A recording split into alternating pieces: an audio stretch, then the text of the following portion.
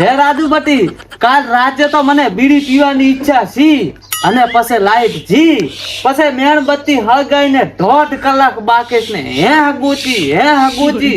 હગુચી ને તોય બાકેશ ના ધરી, પછી તો હું મેણબત્તી ઓલવીને હુઈ ગયો. હવે કાકા તમે શું ગાંડા વેડા કરો છો? મેણબત્તી થી બીડી ના હળગાઈ નાખો. મારો હાહરો મારા મગજમાં ચમ આવો વિચાર ના આવ્યો? આછી રાત બાકેશ ગોચીને મરી ગયો હું તો. પણ મેણબત્તી થી બીડી ના હળગાવાય બટી, મેણબત્તી ને ખોટું લાગી જાય.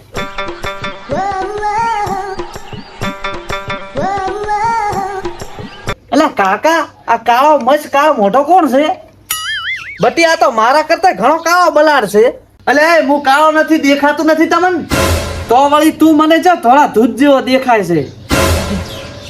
બટી થોડા દૂધ જેવો ને કાળા કોલસા જેવો છે એમ કે? એટલે હોપારી ના કટકાઓ, હું કાળો નથી ધોળો નથી, હું ડાન્સ માસ્ટર છું. डांस मास्टर से जो भाई तुम आगे जाके वह जाना और डाबी साइड जाना और थोड़ा आगे जाओगे तो इकन एक हुड़ बावड़िया आएगा, हेठे नेहाल है ये जता રહેવાના. હવે હું નેહાલમાં જવા નથી આવ્યો, તમને બેન ડાન્સ શીખવાડવા આવ્યો છું. સાહેબ મને લાગે તમે ઓધી જગ્યાએ બેસી ગયા છો, અહીં કોઈ ડાન્સ બાન્સ કરવા વાળા નથી. એટલે કાકા કદાચ કાળું કાકાએ કાળું ડાન્સ શીખડાવવા બોલાયા હશે, અહીં મને કોઈએ નથી બોલાયો. તો શું પૂછાન ઘાસા વગર કોકના ઘરમાં પહેરી જાય છે, લાજ વગરના કાળા મોઢા. જો વડીલ તમે રીહ ના સડાવશો, આ નવરાત્રી આવે છે ને એટલે નવરાત્રીના 9 દાડાના સ્ટેપ તમને શીખડાઈને 20 લાખ રૂપિયા જીતાડવા આવ્યો છું હું. 20 લાખ રૂપિયા! અલે વાતા મારા ઘરે ભાદરી વરના ગાડી જોવે રેડી, ફટાફટ નવી પેટી ગાડી જોવે. હવે મારે નવી ગાડી લઈને ફરવાનું છે. એટલે મારા મૂડી ખોયા કાકા, પેલા પૈસા તો આવા જો. એટલે એ તો હું ભૂલી ગયો બટી. એટલે વાતા હવે ગાડી ના લાવતો, હું જા તારા ખાતામાં પૈસા લાગુ ને તાર ગાડી મારા ઘરે લઈને આવતો રહેતી. ઓકે? એટલે ભાઈ અમને 20 લાખ રૂપિયા કોણ હાલશે? કોણ હાલશે એટલે કંપની હાલશે. આ મારી હારી કંપની પણ ગાંડી થઈ ગઈ હોય એવું લાગે છે મને તો. હવે કંપની ગાંડી નથી સી, તમે જે ગરબા રમશો ને એમાંથી કંપની કરોડો કમાશે અને એમાંથી તમને 20 લાખ રૂપિયા આલશે. એ રાજુ બટી હું શું કહું, આપણે બે ડાયરેક્ટ કંપની ખોલશે પડી, આપણે બે સીધા કરોડપતિ આઈ ગયા ને તમારી ઓકાદ ઉપર. આ તો તમારે ખાલી આંગળી આલી એમાં તો તમારે આખો હાથ લઈ લેવો છે. બોલો. અરે સાહેબ હું તો મજાક કરું છું. સાહેબ તો હાસો માની દીધું. સાહેબ હું શું કહું છું, તમે એક કામ કરો, તમારી કંપનીમાં ફોન કરો ને 20 લાખ રૂપિયા મગાવો રા. હું ને મારા રાજુ બટી જબર ગરબા રમા. જો ભાઈ સાંભળી લ્યો, આપણે દેશી ગરબા નહીં હેડે, તમારે પ્રોફેશનલ સ્ટેપ શીખવા પડશે. અરે સાહેબ તમે ખાલી એક વખત બાપ દીકરાનું ટેલેન્ટ તો જુઓ. સારું તાર બતાવો હેડો. રાજુ બટી ચાલુ કર.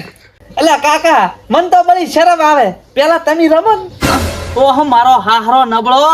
અલે વગાડો.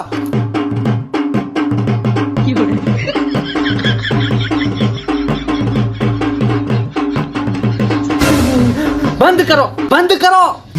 કેવું છે સાહેબ? આમ 20 લાખ રૂપિયા મારા ગોદામાં આવતા રહેશે ને પાછા. હાથમાં નહીં આવે. રાજુ તું ચાલુ કરી દી. વગાડ ઢોલી વગાડ, હજી માં પાડું વગાડ. લે નાચ. બંધ કરો. એટલે ચમ બંધ કરાયું? અરે મારા ભાઈ ગરબા રમવાના છે, આ ડિસ્કો નથી રમવાનો. આમ ગરબા ને ડાન્સ અલગ આવે સાહેબ. એટલે અલગ આવે એટલે ઓલે રમે છે ને, ઈંધણા વીણવા ગઈ તી મોરી સૈયર, ઈંધણા વીણવા ગઈ તી મોરી સૈયર. આ તો કાનુડો રમવાનું કે છે બટી. એટલે સાહેબ તાર તમારે પેલું ના કહેવાય? એટલે દેશી વગાડો.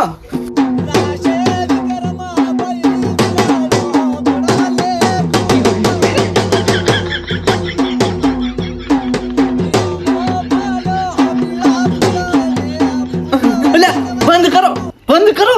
એટલે મારા ભાઈ કાનુડો નથી રમવાનો, નવરાત્રીના સ્ટેપ ટુ સ્ટેપ કરવાના છે. તો શીખવાડો ને સાહેબ, મારું ડાન્સ શું જુઓ છો? એટલે તમારા ગરબા જોઈને હવે તો હું ગાંડો થઈ ગયો. ઈ વાત ઉપર હવે હું કરું કંકુ ના તાર. હું સોખા લાવું કપાળમાં સોડવા અને હું ફૂલડો લેતો આવું.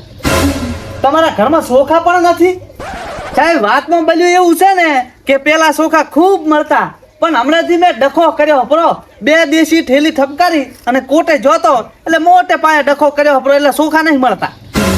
Very good very good. Raju તું બજારમાં જા ને બાસમતી ચોખા લેતો જા. સાહેબ પણ પૈસા તો હાલો. લાખો રૂપિયા તમારે કમાવા છે અને ચોખાના પૈસા હું આલું? અરે સાહેબ તમે વળી પણ શું કંજૂસ વેડા કરો છો? ઓલા 20 લાખ રૂપિયા આવે એમાં કાપી લીધું.